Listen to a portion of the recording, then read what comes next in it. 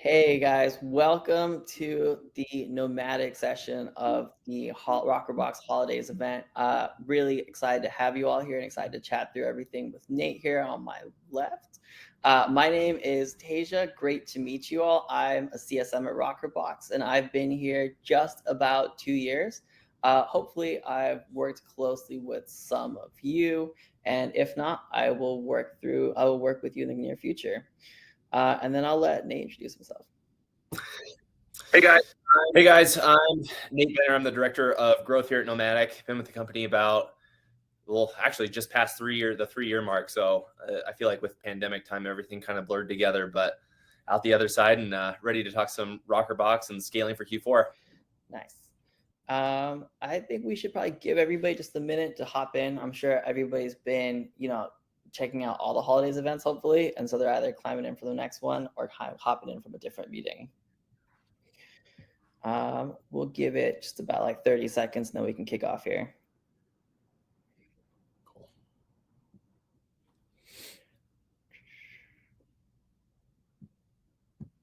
While we're waiting, Nate, how's the Nomatic sale going to be looking? The Nomatic, what was that? Sale this holiday going to be looking? I do need to update a camera bag. It's going to be pretty spicy this year. I think we'll have some pretty good stuff. I feel like this year is going to be interesting with a lot of people kind of over inventoried and eager to get started. So also Prime Day in October. Oh, yeah, so exciting. It's going to feel like it's going to start earlier Definitely than ever. About time to refresh some bags. Cool. Ashley did just let me know that this event is recorded. So anybody who hops in a little bit late, no worries. We will have a recorded version that we will be putting out after the event in case you missed anything. So with that, I think we're good to just about kick off. Cool. So today we're going to be chatting through how Nomatics have been leveraging Rockerbox over the last year, the previous holiday season to test and scale, and how they and the team are going to be testing and scaling additional channels this holiday season. So we're going to run this channel, like I said, here's the intro slide again. And then the next piece is just talking through a little bit more about Nomatic's holiday 2022 season, the strategy last season, what channels you launched, Nate, and how you scaled up or scaled down as that holiday season went on. Cool.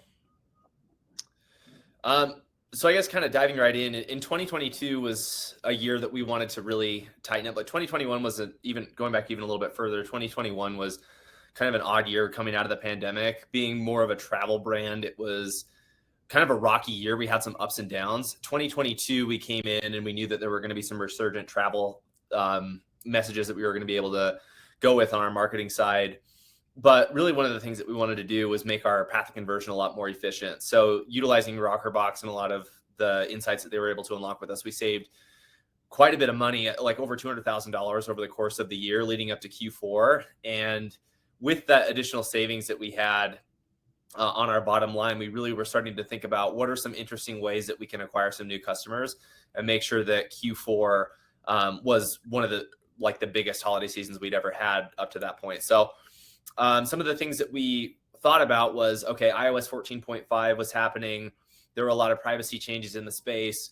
What are some ways that we can get in front of some new eyeballs and start building that top of funnel and help out some of our existing channels that had begun to struggle a little bit at that point?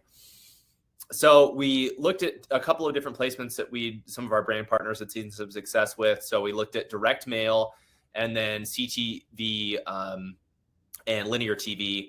And we partnered with Tatari for that one. So shout out to those guys. I know they're sponsoring this event too. But yeah, so that's what we wanted to kind of utilize some of those savings into. Gotcha. So it sounds like you really invested heavy in top of funnel, trying to get in that awareness play really early. Is that right? Yeah. So, I mean, our company was essentially built on Kickstarter and a lot of like Facebook ads and Google ads, so a lot of like performance-based marketing. This was our first opportunity to really step outside of that and start to test some more traditional media channels and see how that impacted what we are already doing, and then also what that unlocked from more of like a mass market kind of a thing. Because we knew we were missing a lot of people, just because like anybody who wasn't like, I know it seems like everybody's on social media nowadays, but like, who are we not already talking to? Who's existing outside the funnel, and how can we get them to engage with us a little bit and introduce ourselves in a big way? Yeah, definitely. I hear you there. And then about when did you start that top of funnel push? Curious because I know every year it feels like holidays is behind us starting earlier and earlier. So I'm wondering if you got waited till like October or did you kick off that top of funnel push in like September? That's a good question. I believe we launched with our CTV and linear TV towards the end of October, and then ran that all the way through. And for us, that was a good amount of, because I mean, we were starting from scratch. We were starting with a completely blank slate. So that was like 2 weeks of really solid learnings, and then we got right into key selling season, hit the ground running, and really ramp that thing up quick. Nice. That definitely does into that next question, which was like those main challenges that you faced as you scaled up those new top of funnel channels, specifically like something like OTT and linear, which I know are traditionally very hard to track. Yeah. So, I mean, that's the number one question that I feel like everybody in this session can relate to is you go into some of these meetings and you have a new channel that you want to test. You've done your research and then they ask you like, okay, well, what's the ROI going to be? Totally fair question. Some of these are just very difficult to track. So new customer acquisition and obviously like return on ad spend tracking were going to be the two biggest things that we really wanted to look to in both direct mail and also our linear and CTV strategies. We are kind of a unique situation where we sell a premium product, one that doesn't have any planned obsolescence. Our bags don't break down. They're backed by a lifetime warranty. So new customers for us are really important. It's important to get people, and obviously taking care of existing customers is a piece of it too, but our new customers spend about 4 to 5x more than any subsequent repeat purchases. So that was one of the things that we really wanted to optimize towards with this is if we're going to step outside of our existing channels, we really want to make sure that we're hitting that new customer acquisition side of things. Direct mail is a little bit more straightforward just because you have like mail manifest, you're able to do more of like a direct matchback report. But specifically like the TV and connected TV, those pieces, we were really happy to have a platform like Rockerbox where we could kind of lean on that to kind of help fill in some of the gaps in the data that we were seeing. Gotcha. Yeah. As you were building those kind of programs out for offline and direct mail, did you set different CPA benchmarks, knowing that these were like first time channels that you were running through holiday? Yeah. I mean, it's the constant argument between effectiveness and efficiency with marketing tactics. So efficiency being spending the least to get the most, and effectiveness just trying to ramp up and get the maximum amount of revenue that you can possibly get through whatever marketing channel that you're doing. So we definitely set different CPA benchmarks, but when we were spending at such a high scale that we were through like the TV and connected TV portions of the campaign, we definitely did set different CPA benchmarks. The other thing that I also take into consideration is our number one source of like, how did you hear about us is friends and family. So I know for every one person that we sell, they may be telling 2 or 3 more people just how much they love Nomatic and how much they love their bag. So it was worth it to me to be a little bit less aggressive as we would be on like a Facebook or Google, where we're hoping to get like a $50 CPA. With this, we were hoping to get like closer to like a 2-to-1 return on ad spend with like the top of funnel stuff and like hit like a $150 CPA. So hopefully that answers the question. Yeah, that's real helpful. Cool. In terms of those challenges, it sounds like we answered a little bit in terms of how you address those challenges and set yourself up for success. Curious, how else did Rockerbox play a part? I know, for instance, that we were tracking your post-purchase surveys, so that helped validate a lot of results in terms of how you, like, let's say, saw OTT and those CPA benchmarks that you set. Yeah, post-purchase survey was big, being able to ingest some of those survey responses. I also think the path to conversion tracking was super helpful. Whenever we add in a new channel, and this is where we kind of develop that process internally, but whenever we add a new channel, it's always interesting to see how that impacts some of the other things that we're already doing. So we wanted to, consistent with our hypothesis of like, we want this to be a new customer acquisition channel for us with the CTV and linear TV. We want to make sure that, okay, this is like a first touch marketing touch point for us. And then we want to see like, is this profitable for us after all the subsequent marketing touch points? And is this going to be scalable? And then leaning into like, okay, let's audit the most profitable path to conversion, then try to personalize that experience in a big way. So that feature of Rockerbox was super helpful. Also looking at the new to repeat customer ratios for each of these different channels was super helpful. And it was actually pretty key for unlocking some of our understanding of these new channels. So I mentioned that we did Tatari for our CTV and linear TV, and we also did direct mail. What we saw with direct mail is direct mail for us is a lot better for a customer retention play versus new customer acquisition. And we saw that through Rockerbox, where it was like, oh man, our CPA for repeat customers is just infinitely better than new customer acquisition. It's a lot better to just get people who might be lapsed off our email list and SMS versus the CTV, linear TV side of things, where that was almost 90% new customer acquisition through that. So super helpful to just kind of look under the hood and see how, I mean, these things that were previously pretty grain of salt, take my word for it, these aren't really trackable tactics, and just actually see what they're doing to our overall ecosystem. Nice. I want to pause there. Are there any questions? Or if there are any questions, feel free to throw them in that chat anytime. Nate and I would be happy to take a break and then answer any questions from the crowd. Moving along towards this year's holiday, how are you kind of leveraging Rockerbox to ramp up your spend? Are you leveraging any benchmarks from the previous year, or are you kind of going through with like new benchmarking? Oh man, so this is tough. I think a lot of us can probably relate to like looking at historical numbers over the last 5 years is just ridiculously unhelpful. Like trying to forecast based off of growth from 2021 to 2022 is very inaccurate. Like, so we're taking everything with a grain of salt, and we're being ready to adapt to the situation that's presented. That being said, we are going off of a lot of the learnings that we got last holiday season and trying to scale up what we saw worked in 2022 into the 2023 holiday selling season. So, like I mentioned with direct mail, we saw that that was primarily a good retention tactic for us. So we're going to use that channel accordingly and try to get more of a retention play out of people. So that we're taking that insight and applying that even up to the creative level, where we're focusing more on new products and more accessory products that we know a lot of these customers are more interested in versus like buying an additional bag or piece of luggage.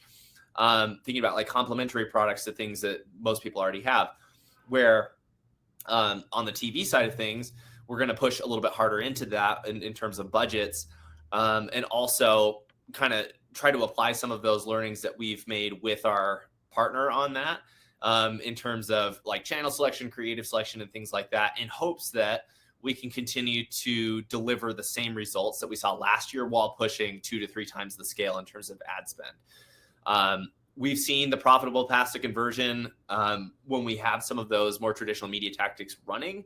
So we want to make sure that we're taking all those learnings into consideration when we're building our overall campaigns. Yeah, speaking of that path to conversion piece, I know this is something that you mentioned was really big for Nomatic last year. Is that something, while I know performance data year over year is a little bit harder to leverage going forward, is that path data something that you're leveraging from Rockerbox to kind of determine where you should scale up in terms of top of funnel as well as bottom funnel?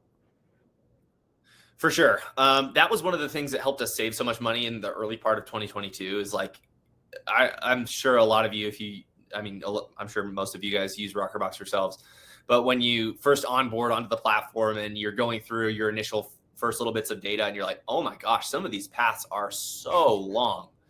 And you're seeing this like take up like the whole chunk of the page and you're like, geez, I need to scale that back a little bit. So one of the things that we're looking at is, okay, in 2022, what were some of those like super long paths? Where can we dial back some of, how much of this is necessary? And how much of this can we just optimize towards like bringing that overall cost for us down? So that's definitely something that we look at pretty extensively. Nice. Cool. You want to talk a little bit more to your results from last year and what you're looking to achieve this year? Yeah, I mean, last year was a super big year for us as a company.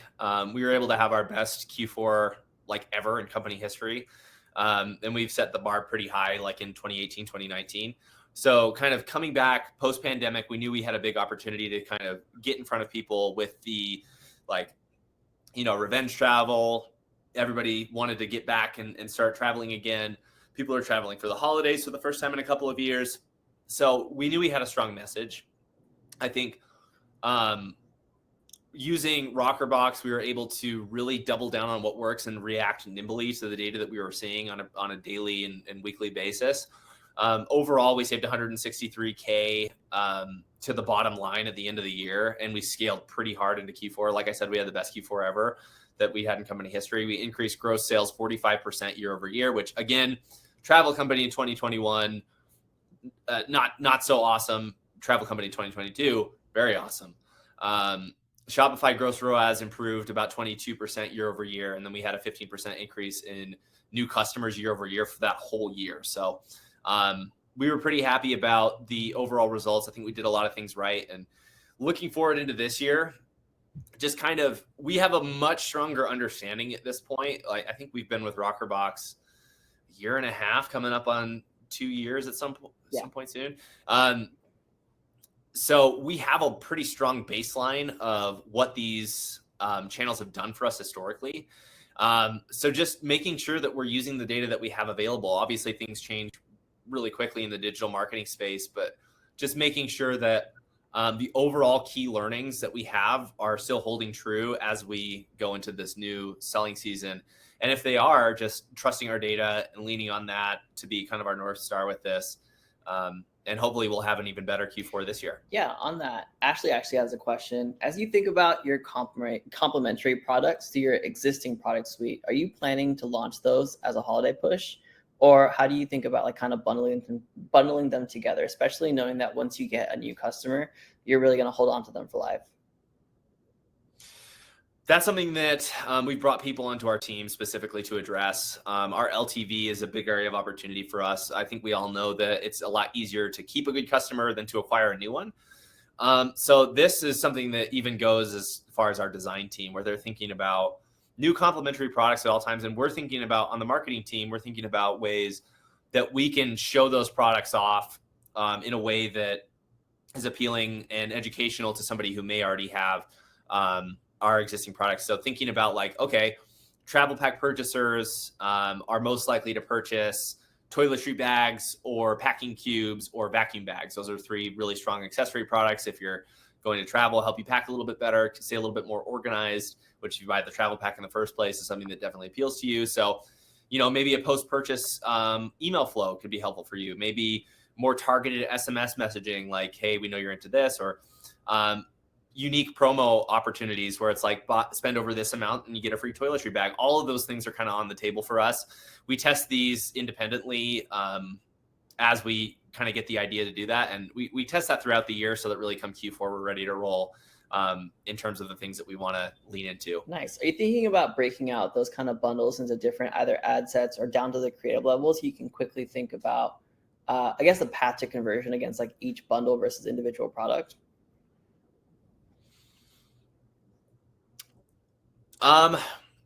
Yeah, I would say so. I think for us, we found that offering some type of bundle promotion to kind of get them in the original conversion has been like our more like long-term strategy. So kind of increasing that AOV, but also that LTV portion is also important to us. So making sure that we're doing right by our existing customers. And we do take that into consideration on the creative level. We do a lot of like bundle discount type of creatives. You do a lot of like I was mentioning email post-purchase flows. Like obviously those are designed down to the product level. You bought this, we're going to recommend these. And, you know, just making sure that we're being smart with the things that and utilizing the data that we have. Nice. Cool. And then speaking of additional results, really want to talk through those impact of traditional channels and how they boosted your digital channels. Yeah. So traditional channels for us, like when you look at Google Trends for Nomatic, like our biggest time ever was November and December. And that was due in large part due to our partnership with Tatari. So being on TV and linear TV for us, we specifically found a lot of good success with like sports and like college football specifically. Obviously with people being a little bit younger, those are the things that they hold onto their cable package for, all those things. So we spiked super, super high on the Google Trends side of things. So that like blew our paid search campaign, like the branded paid search campaigns way up. We spent a lot more on those, but we still returned a 4.31 deduplicated ROAS across our model while increasing scale to match that demand 31%. So we saw a ton of interest in people searching for Nomatic. Once they were there, they were into our retargeting funnel, and we had a lot more opportunities with our retargeting tactics to keep the conversation going, matching that creative that they saw on TV, also adding in additional value propositions, additional offers, letting them know that holiday sales going on right now, and then just helping them get across that finish line. Nice. And then here's hoping for those same results this year. Or better. Yeah, fingers crossed. Cool. That's just about everything we wanted to chat through in terms of the questions that I had for you. I want to open it up to, I guess, the floor. Any other Q&A in terms of like how, or I guess questions from anybody in terms of how Nomatic scaled up traditional channels as alongside digital to kind of drive those results?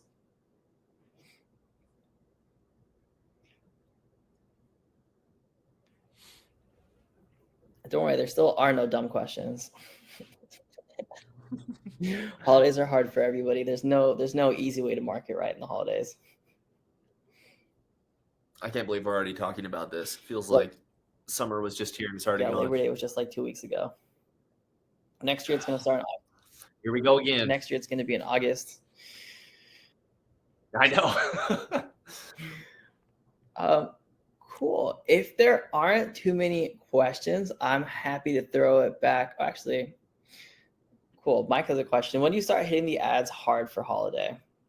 I guess, yeah, Nate, when do you start scaling up, let's say even like digital channels before you kind of push those traditional offline channels? This year, I have a feeling it's going to be a race to get started this year, especially with Prime Day starting in October. So we're planning on starting our traditional media stuff probably towards the end of this month and beginning of October to really fill that funnel up and be ready to roll come holiday time. We want to make sure that we know using Rockerbox that new customers for us take anywhere from 20 to 40 days to purchase that first time. Candidly, the price point of the product, we're not like an impulse buy company where you're coming to the site and you're buying off the first Facebook ad you see, it's $20, whatever. So we want to give people an ample opportunity if they are seeing our brand for the first time, or we are reminding them that we're giving them a chance to get across during that holiday period, and multiple selling opportunities. Like we've got Prime Day. That's a great opportunity to save. We've got holiday coming up. We've also seen this year that consumers are a little bit more sensitive to sales periods and a little bit more resistant during non-selling periods. And the reason that we think a lot of this is the environment that we're in now, where a lot of companies are really over inventoried, are pushing discounts heavily throughout the year. It's hard to sell somebody on a full price product, even when you're somebody in like a premium product company or somebody with like a really strong brand identity and story. So for us, again, historically, we've hit the ads really hard as soon as we flipped that sale on, because we were more exclusively focused on PPC. But now that we are adding in these more traditional media tactics, we want to give people enough of a warning and give them enough time to react and plan for their holiday shopping this year. Nice. Lee Tong has a question. So what's the most useful feature that you use in Rockerbox to help you optimize your channels? Most useful feature. I like the path to conversion. I'm not sure what exactly that tab is called. I just know how to get there. That's one that I look at a lot. I look at average marketing touch points by channel. So how many people who are going through paid social, how many marketing touch points are they seeing on average versus other channels? I'm looking at new versus repeat customers. I'm looking at new site visitors by channel and the cost per each. I like to just look at the regular channel view and look at the difference in like first touch, model touch, last touch. You can really get lost in Rockerbox. So for me, when I'm reporting to my team on some of these Rockerbox insights, I like to keep it as uniform and consistent as possible. Some of these insights can lead to more questions than answers in my experience. So keeping a consistent reporting format and comparing historical data has been what's been the most effective for me, to where I can point at like, okay, January last year, our modeled paid search ROAS was X. This year it's Y. Why do we feel like this is? what are we doing differently? What are the creatives that are working? What are the audiences that are working better? How can we either fix what's broken or double down on the success thereof? So there are a ton of things. I would just say, like, know your company, know like your new versus repeat customers. What are they doing on an average order value level? How expensive is it to acquire customers by each channel? And then just try to dig into the data where you can, because a lot of it's available to you in Rockerbox. Nice. You talked a little bit about keeping reporting kind of consistent despite all the various features that Rockerbox has to offer. Can you share a little bit more in terms of what Rockerbox reporting you are sharing internally? Like, are you sharing more high-level performance by that channel? Are you diving into path to conversion reports to report out internally? Or I guess, like, what type of reporting are you sharing?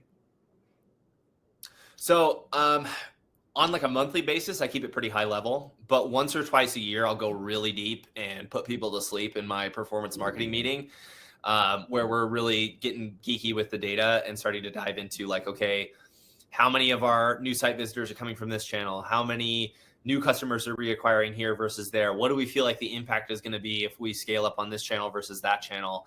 And really getting super deep and granular into the data. But like I mentioned, on like a month-to-month basis, I'm looking more at, like, okay, let's look at the reported ROAS that Facebook is telling us versus the Rockerbox reported data that we're getting through our model. And what's been funny is, over time, the Facebook reported ROAS has kind of gone up and down, and it hasn't always directly correlated with what we're seeing through the Rockerbox side of things. I think that's something that a lot of us have seen in using like an attribution tool. Is it's interesting to see when your ROAS is going down on reported, like Facebook reported, for example. It's interesting to see that go down and Rockerbox go up, and your bottom line is getting better, and your path to efficiency is, or your path to conversion is getting more efficient. So, sorry, I kind of went off on a tangent there, but just keeping the like monthly stuff ingestible. So modeled ROAS, new customer acquisition numbers, CPAs, things like that. And then a couple times a year, we get really geeky and talk about path to conversion and time to convert and stuff like that. Nice. Any other questions?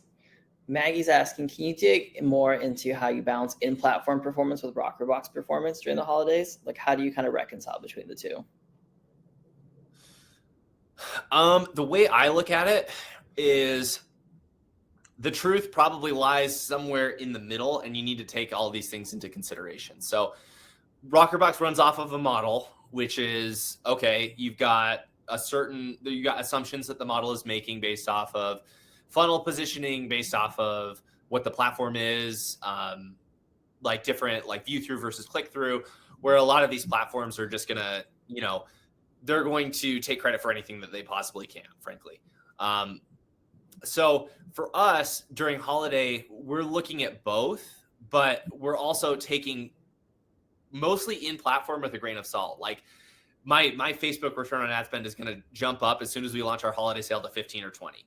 Do I really think it's returning a 15 or 20 return on ad spend? No. And that's where I'll lean on Rockerbox and look at, okay, let's look at how much the ROAS is increased on the channel through this, and also look at the paths to conversion that we're seeing with these, so that we can understand, okay, we don't need to, spend $20 million on Facebook because we're getting a 15 return on ad spend. Because frankly, that's not reality. I wish it were. So leaning on Rockerbox to understand, like, here's the other things that they're engaging with. And maybe it's like they're going through Facebook and then they're getting on our email list and then they're converting off of an email. That's a lot different than, there could be a million different paths, and it's different for every one person. But making sure that you're aware of the overall picture and not just looking at like just the little micro view of what one channel is reporting to you. Nice. Cool. Anything else? I thought I saw a question from Zane in there. Maybe not. Cool. He said not a good one. Oh, that's Zane at Nomatic. There he is. That's our boy.